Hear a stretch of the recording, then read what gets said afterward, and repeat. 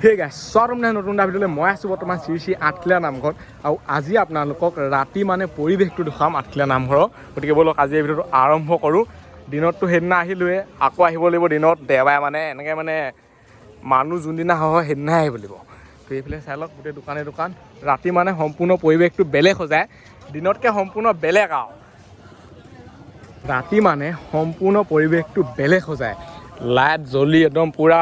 মজা লাগে মানে আৰু দিনত বহুত বেছি গৰম চাই লওক এইখন হৈছে বাট চৰা শ্ৰী শ্ৰী আঠখেলীয়া নামঘৰত লিখা আছে কিমান মজা লাগিছে চাওক আৰু লাইটিং চাই লওক মজা লাগিছে কিন্তু দেই পূৰা লাইটিং আছে আৰু চাই লওক ৱাও সন্ধিয়া সময়ত মানে ভাল লাগে ছোৱালী তোৱালীবোৰ আহে চাব পাৰে লাইটবোৰ কিমান মজা লাগিছে চাওক পূৰা লাইন লাইট মানে এইফালেও গোটেই একদম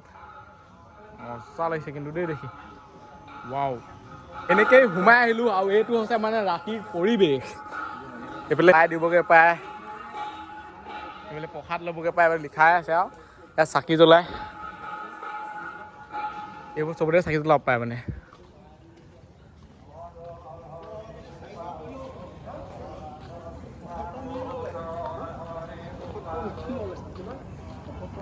চাই লওক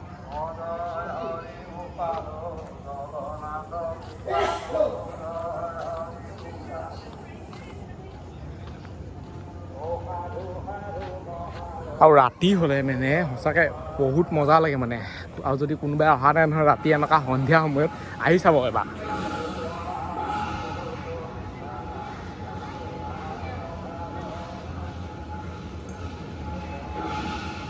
আৰু ইয়াত মানে এইবোৰ লাইট জ্বলি আছে আৰু এই লাইটটো কিমান পোহৰ আছে চাওক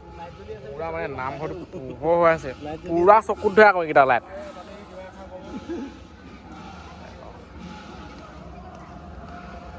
এইটোৱে হৈছে ৰাতিৰ পৰিৱেশ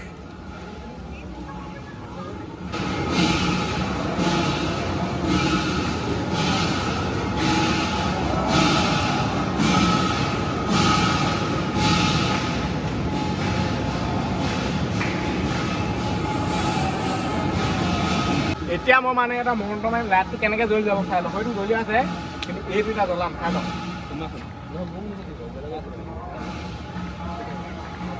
দেখিছে নাই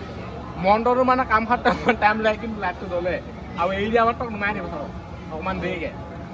দেখিছে নাই মজা এইবোৰকে কৈ থাকোঁ আৰু সেই কাম বন নাইকিয়া মানুহ প্ৰথম প্ৰশ্নটো হ'ল যে তিনিটা আখৰে এটি প্ৰাণীৰ নাম হয় প্ৰথমৰ আখৰটো কাটি দিলে এটা বস্তু থোৱাৰ পাত্ৰৰ নাম হয়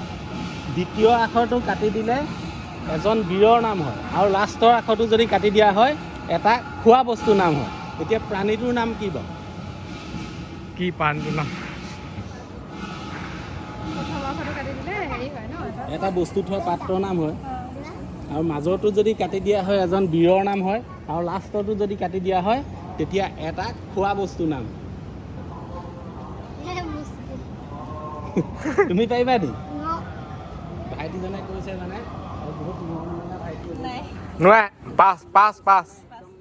ঠেং থকা জন্তুৰ নাম হয় নাই আমাৰ স্কুলত আহে ধৰি লওক আগতে সৰু হৈ থাকোঁতে তিনিটা ঠেং থকা জন্তুৰ নাম লিখা মানে এতিয়া তিনিটা ঠেং থকা জন্তুৰ নাম কি হ'ব ঠেং থকা জন্তু তিনিটা নাম লিখি দিলে হৈ গ'ল গৰু ম'হ ছাগলী তিনিটা ঠেং থকা জন্তুৰ নাম লিখা মানে সেইদিনাখন এইটো বহুতৰ সোধা হৈছিলে আকৌ সেইদিনাখন মানে নাই পোৱা হ'লে কিন্তু লাষ্টত গৈ পাৰিলেগৈ যেনিবা এইটো খাতৰা প্ৰশ্ন আছে এইটো আৰু বেলেগ এটা প্ৰশ্ন সোধক আৰু বেলেগ নাই নেকি